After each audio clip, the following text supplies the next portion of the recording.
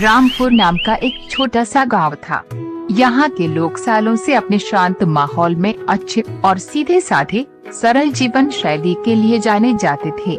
लेकिन बीते कुछ समय में इस क्षेत्र में मौसम का मिजाज तेजी से बदलने लगा था। गर्मी और सहानिया होती जा रही थी और फसलें सूखने लगी थी। सभी लोग गर्मी से बेहाल थे। फिर भी गांव के लोग एक दूसरे की मदद करते हुए जीवन चलाने की कोशिश करते। इस गांव के कुछ दूरी पर पहाड़ी क्षेत्र में प्राचीन गुफा था, जहां एक वृद्ध साधु रहा करते थे। उनके बारे में कहा जाता था कि वे इंद्रियों पर नियंत्रित रखने वाले बड़े ही दयालु और अनुभवी साधु है।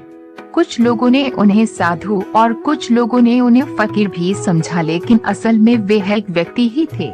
उनका नाम शिवानंद था, जो वर्षों से तपस्या कर रहे थे। वे अपने दिव्य शक्ति से पहाड़ की उग्र जलवायु को भी सहन कर लेते थे, किंतु इस बार मौसम इतना विकराल रूप ले चुका था कि उनकी सहन शक्ति भी चुकने लगी थी। हे प्रभु, ये कैसी अग्नि परीक्षा है। भी मेरे शरीर की समस्त शक्ति मानो सूख सी गई है। इस भीषण गर्मी में भी मैं सदैव उपवास और साधना को ही अपना जीवन बना लिया है, पर अब शरीर जवाब दे रही है। गर्मी से साधु महाराज की हालत खराब होने लगी थी। गुफा के बाहरी हिस्से में सूरज की रोशनी इतनी तीव्र थी कि अगर कोई बाहर खड़ा होता तो कुछ ही देर में पसीने से लटपट हो जाता। पहाड़ी इलाका में जो छोटे छोटे तालाब थे वह भी सूख चुके थे और पानी के बिना और भी तड़प रहे थे। ऐसे में साधु बाबा ने सोच लिया था कि आज उनको किसी भी तरह गांव जाकर लोगों से सहायता लेना ही पड़ेगा। गुफा में आग और रुकना जीवन के लिए खतरा हो सकता है।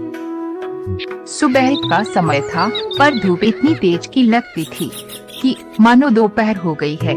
साधु शिवानंद अपने शरीर को संभालते हुए धीरे धीरे पहाड़ से नीचे उतर रहे थे।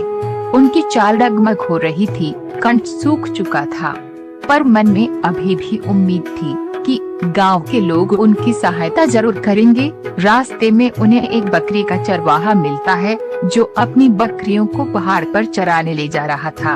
अरे बाबा जी, आप इस बढ़ती गर्मी में कहाँ निकल कर जा रहे हैं? आपकी तबीयत तो ठीक है? बेटा, मुझे कुछ पानी की आवश्यकता है। बहुत कष्ट में हूँ। क्या तुम्हारे पास पानी है? चरवाहा असमंजस में पड़ जाता है। उसके पास भी सिर्फ एक छोटा सा पानी का मास्क था, जो पूरे दिन उसके लिए काफी मुश्किल से चलता था। कुछ क्षण सोचने के बाद वह थोड़ा पानी साधु को दे देता है।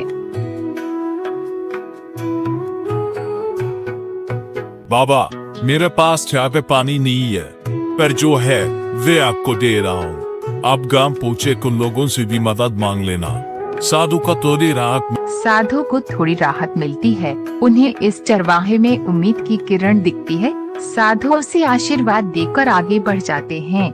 जब साधु गांव के पास पहुंचते हैं तो देखते हैं कि गांव के पास में ही एक ही कुआं था, जो अब लगभग सूख सा गया था। गांव के लोग दिन भर उसका पानी निकालकर अपने अपने काम में लगा लेते थे। साधु शिवानंद जब गांव में दाखिल हुए तो सबसे पहले उन्हें तेज धूप ने इतना तपन दिया कि उनके गर्दन पर चमकते पसीने की बूंदें झलकती हैं। गांव की गलियों से गुजरते हुए वे देखते हैं कि अधिकतर मकान मिट्टी के बने थे। कुछ बैल बेचैन होकर तड़प रहे थे। थोड़ी दूर जाने पर साधु को कुछ लोग दिखाई देते हैं, जो मिलकर एक सूखे तालाब की तलहटी साफ कर रहे थे।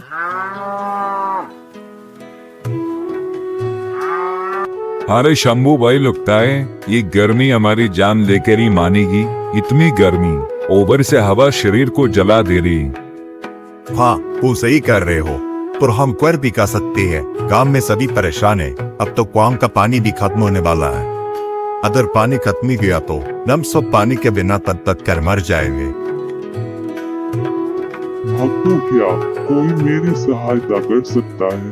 भी मुझ पानी अत्यंत आवश्यक है, और यदि कुछ छाया या विश्राम का स्थान मिल जाए तो मैं आपका आभारी रहूंगा। ग्रामीणों ने उन्हें देखा, पर कोई खास उत्सुकता नहीं दिखाई। उन्होंने सोचा कि यह साधु या बिच्छू होगा जो भीख मांगने आया है। बाबा, अपनी ले पानी जुटाना इस समय हमारे लिए भी मुश्किल हो रहा है। हम खुद ये सूखे तालाब की सफाई कर रहे हैं ताकि बरसात आए तो पानी संग्रहित कर सके। ऐसा न देंगे कि हमारे पास कोई भंडार रहे जिसे हम लुटा दे। मैं समझ सकता हूँ बेटा, पर मेरी दशा बहुत दयनीय है। मैं पहाड़ से नीचे आया हूँ, भी गुफा में रहता था। अब अत्यधिक गर्मी के कारण मेरा शरीर साथ नहीं दे रहा है। सिर्फ कुछ घूंट पानी और थोड़ा विश्राम दे दो। साधु महाराज को इतना कहने पर भी कोई उनको एक गिलास पानी तक नहीं दिया। फिर वे आगे बढ़ा गर्मी से बेहाल मजबूर वह गांव के चौपाल पर जाते हैं जहां लोग इकट्ठे होकर बैठते थे। चौपाल के बीच में एक बड़ा वृक्ष था जिसकी छाया ही कुछ राहत देती थी। साधु इस छाया की ओर बढ़े, लेकिन वहां पहले से ही कुछ लोग बैठे थे और गर्मी से बचने की कोशिश कर रहे थे। बच्चों, मुझे कुछ समय के लिए छाया में बैठने दीजिए और हो सके तो एक लोटा पानी दे दो, मुझे बहुत जोर से प्यास लगी है। चौपाल पर बैठे व्यक्ति बाबा का मजाक बनाते हुए बोलते हैं। बाबा, पानी की गिलास सबको है, फिर भी अगर आपको बैठना है वो किसी कोने में बैठ जाए। वे हमसे ज्यादा उम्मीद न रखें, फिर भी आप तो साधु है, आपको पानी की क्या जरूरत है? आपको तो भगवान पर ही इतनी शक्ति दी हुई है कि आपको पानी की क्या जरूरत नहीं। शर्मिंदा होकर धीरे से कोने में बैठ गए। वे अत्यधिक थकान में महसूस कर रहे थे। उन्हें आशा थी कि शायद कोई उनको पहचान लेगा या मदद करेगा, लेकिन गांव वालों के बीच एक अजीब तरह का अंधविश्वास लग रहा था। उन्हें लगा कि साधु धोखा देने आया है या कुछ मांगने आया है जिसे ये पूरा नहीं कर पाएंगे। कुछ देर बाद गांव का मुखिया वहां आता है। वह एक तगड़ा ऊंचे कद का व्यक्ति था, चेहरे पर रोविला भाव, वे आंखों में कड़ापन। उसका नाम था चिरगुजानंद। मैंने सुना है कि आप गुफा में रह के हैं और ओ गांव में आकर मदद मांग रहे हैं। यह गांव कोई आश्रम नहीं है कि यहाँ साधु संतों का निःशुल्क पालन पोषण होगा। जिस प्रकार हम अपने परिश्रम से जीवन चलाते हैं, वैसे ही आपको कोई उपाय ढूंढना होगा। साधु जी ने असहाय से उसकी ओर देखे और कमजोर आवाज में बोले, बेटा, मैं जीवन भर तपस्या की है, किसी से मांगा नहीं है, पर आज तन की कमजोरी मुझे कमजोर कर रही है। क्या इस संसार में करुणा नाम की कोई चीज नहीं बची? कुछ लोगों ने हलचल हुई, पर अधिकांश ने मुखिया के क्रूर स्वभाव को देखते हुए कुछ कहने की हिम्मत नहीं की। गांव में कई परिवार थे जो पहले काफी मेहमान नवाज माने जाते थे, पर आजकल पानी और भोजन की कमी ने सबको कठोर बना दिया था। बारिश न होने से फसलें सूख चुकी थी, कुएं का पानी भी कम हो चुका था और नदियां कहीं दूर सूख चुकी थी। जीने के लिए लोग दिन रात संघर्ष कर रहे थे। घर के एक बुजुर्ग महिला अपनी पोता को सुला रही थी। उसे तेज बुखार था। साधु जब गांव में घूम घूम कर लोगों से मदद मांग रहे थे, तब उन्हें कई मकानों से क्रूर भाषा का प्रयोग मिला। कुछ जगहों पर मना कर दिया गया तो कहीं उन्हें डांट फटकार सुनाई पड़े। यह सब देखकर साधु के हृदय में बड़ा दुख हुआ। यही मनुष्यता है। क्या सच में लोग इतने स्वार्थी हो गए हैं कि किसी की सहायता करने में असमर्थ है?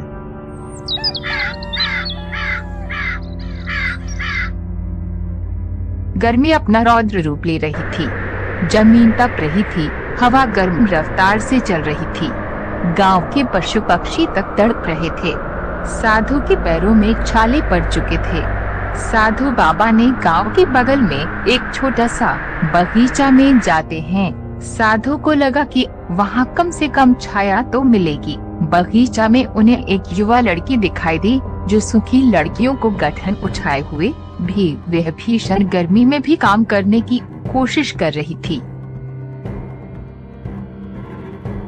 बेटी, क्या तुम मुझे एक लोटा पानी दिलवा सकती हो? मैं बहुत प्यासा हूँ। लड़की के चेहरे पर दया का भाव था, पर वो अभी असमर्थ जताती हुई बोली, बाबा, मैं आपको पानी जरूर देती, पर हमारे घर में भी पानी सीमित है।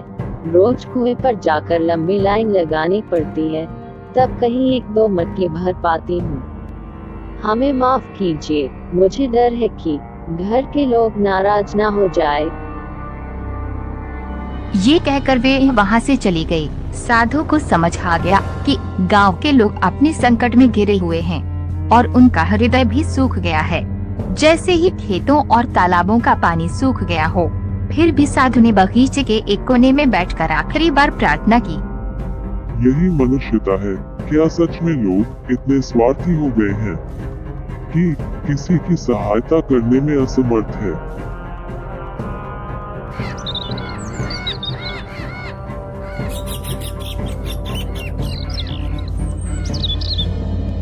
अगले कुछ दिन साधु के लिए कठिन साबित हुए। उन्हें पर्याप्त भोजन तो क्या पानी पीने को तक नहीं मिला। तेज गर्मी से उनका शरीर जल रहा था।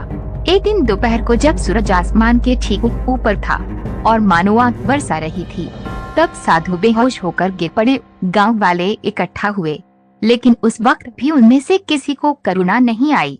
मुखिया भी पहुंचा और साधु को देखते ही बोला, उठाकर छाया में कर दूं, नहीं तो ये मर जाएंगे तो आगे और जनशतकारी हो जाएगी। अरे छुरा ना यार, मर भी गए तो क्या फर्क पड़ेगा, एक साधु ही तो है। उन सबको अपने रोज रोटी और पानी का जुगाड़ करना चाहिए।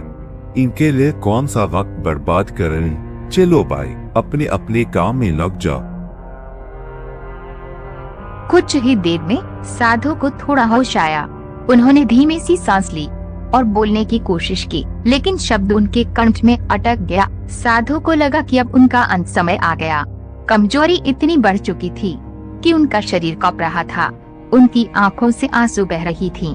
वह अब धीमी आवाज में भगवान को याद करते हुए बोले, हे राम, मैं अपने अंतिम क्षण में उन लोगों को अपनी ओर से क्षमा देना चाहता हूँ, लेकिन उनका हृदय इतना कठोर हो चुका है कि मैं चाहकर भी उन्हें क्षमा नहीं कर पा रहा हूँ। मेरे प्राण निकल रहे हैं, इसलिए मैं इन्हें श्राप देता हूँ कि इस गांव में दिन में इतनी भयानक गर्मी पड़े कि लोग आग में झुलसे और रात में इतनी भीषण सर्दी हो कि लोगों की हंडिया का कांप उठे। यही नहीं, ये चरम मौसम उनके जीवन में अंधेरा और बीमारी लाएगा जब तक ये लोग मानवता का पाठ ना सीखे। सैद। साधु ने अपने प्राण त्याग दिए। गांव वाले हक्के बक्के रह गए। कुछ श्राप पर किसी को हंसी आई तो कुछ लोग निराश हुए। अरे भाई, साधु का शाफ का नाम लगेगा, सब धुंध को सुला रहा है। चलो चलो अपनी काम में लग जाओ। यह अपना समय खराब करने से क्या फायदा। साधु था, मर गया। साधु की मृत्यु के 1-2 दिन बाद ही मौसम ने अपना विकराल रूप दिखाना शुरू कर दिया। सूरज की गर्मी जो पहले ही असहनीय थी, अब और भी प्रचंड हो गई। तापमान इतना बढ़ गया कि मिट्टी में दरारें पड़ने लगी। पशु पक्षियों के लिए जीवन और भी कठिन हो गया। दिन में लू चलती, जिससे वो मानव शरीर को झुलसा देती थी। गांव वाले दिन में बाहर निकलने से कतराने लगे, पर रात होती ही हालत बिल्कुल उल्टा हो जाता।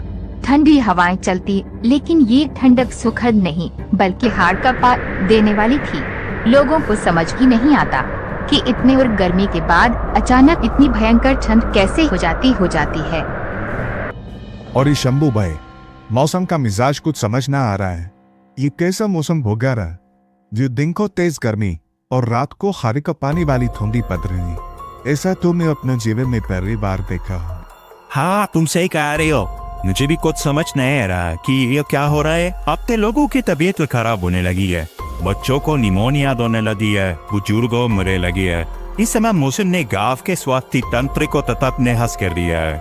हालत हाथ से निकल रहा है। दिन के समय कोई खेतों में काम नहीं कर पा रहा है, फासले जल रहे हैं, पीछू मार रहे हैं, पीने का पानी कम हो गया है और रात में लोग सो नहीं पा रहे। बीमारियां फैल रही थी, बच्चे बुखार से तप रहे। मुझे इस पर जल्दी कोई फैसला लेना होगा। यह स्थिति अब बर्दाश्त से बाहर हो रही है। दिन में हम जलते हैं, रात में ठिठुरते हैं। गांव के कई बच्चे और बुजुर्ग बीमार पड़ चुके हैं। अगर यह ऐसे ही चला रहा तो हमारा गांव उजड़ जाएगा। मुझे लगता है कि यह उसे साधु के श्राप का नतीजा है। मुखिया जी, हमने उन साधु के साथ अच्छा व्यवहार नहीं किया था। वह बेचारा गुफा से चलकर आए थे, पर हमने उन्हें पानी तक नहीं दिया। वह हमारे सामने तड़पत रह गए और हम देखते रह गए। हमें अवश्य ही उसका प्रायश्चित करना चाहिए। अगर सच में साधु का श्राप हम आम गांव वालों को लगा है तो हम इसका प्रायश्चित करेंगे। ऐसा है क्या? लेकिन अब उस साधु की मृत्यु हो चुकी है, हम कैसे प्रत्याशित करेंगे? क्या अब कोई और उपाय नहीं है जिससे हम इस श्राप से मुक्ति पा सके? अगर सच में हमें श्राप से छुटकारा पाना है तो हमें गांव से कुछ दूरी पर एक झोपड़ी में वृद्ध आदमी रहते हैं। उनका नाम दादूराम है। वह बहुत जानकार और ज्ञानी है, हमें उनसे मिलना होगा। सभी लोग इस बात से सहमत होते हैं और उनके पास जाते हैं। वहां जाकर उनको सारी बात बताते हैं। तब दादूराम बोलते हैं, बेटा मैं उस साधु बाबा को जानता हूँ। वर्षों से सुना था कि वे अपनी तपस्या से अनेक लोगों का लाभ पहुँच चुके थे। उनका मन सदा शांत और दयालुता वाला था। अगर तुम लोग उसे कुर्ता का प्रायश्चित करना चाहते हो तो हमें सबसे पहले उनके पार्थिव शरीर को ढूंढकर उनके विधवा अंतिम संस्कार करना होगा। सुनने में आया है कि वे बगीचा में ही अपने प्राण त्याग दिए थे। गांव के लोग एकजुट होकर बगीचा में पहुँचे, जहां साधु का पार्थिव शरीर पड़ा हुआ था। भीषण गर्मी के कारण कुछ ही दिनों में स्थिति दयनीय हो चुकी थी, लेकिन लोगों ने हिम्मत करके शरीर को परंपरा के अनुसार अंतिम संस्कार किया। साधु का अंतिम संस्कार पूरे सम्मान के साथ किया गया। मन में सबके पश्चात था। आप इस वर्ष पूछ रहे थे, मुखिया बाबा से हाथ जोड़कर प्रार्थना किया है, बाबा हमें क्षमा करो। हमने आपके साथ जो दुर्व्यवहार किया है उसके लिए हम सभी दोषी हैं। अब हम वचन देते हैं कि किसी भी जरूरतमंद को किसी को कभी निराश नहीं करेगी। अगले कुछ दिनों में मौसम में थोड़ा बदलाव देखने को मिला, लेकिन पहले जैसे भयानक नहीं। रातों को सर्दी भी कुछ कम हो गई। हालांकि अभी भी लोगों को सावधानी बरतनी पड़ती है। इस बार इस प्रकार गर्मी का श्राप देना सिर्फ एक घटना बनकर रह गया, बल्कि आने वाली पीढ़ियों के लिए एक सीख भी बन गया। इस कहानी से हमें संदेश ग्रहण करना चाहिए कि आवश्यक पड़ने पर किसी भी असहाय की सहायता अवश्य करनी चाहिए। तपस्वी साधु की मृत्यु व्यर्थ नहीं गए। उनके श्राप ने पूरे गांव को बदल दिया, उन्हें मनुष्य होने का सही अर्थ समझा दिया।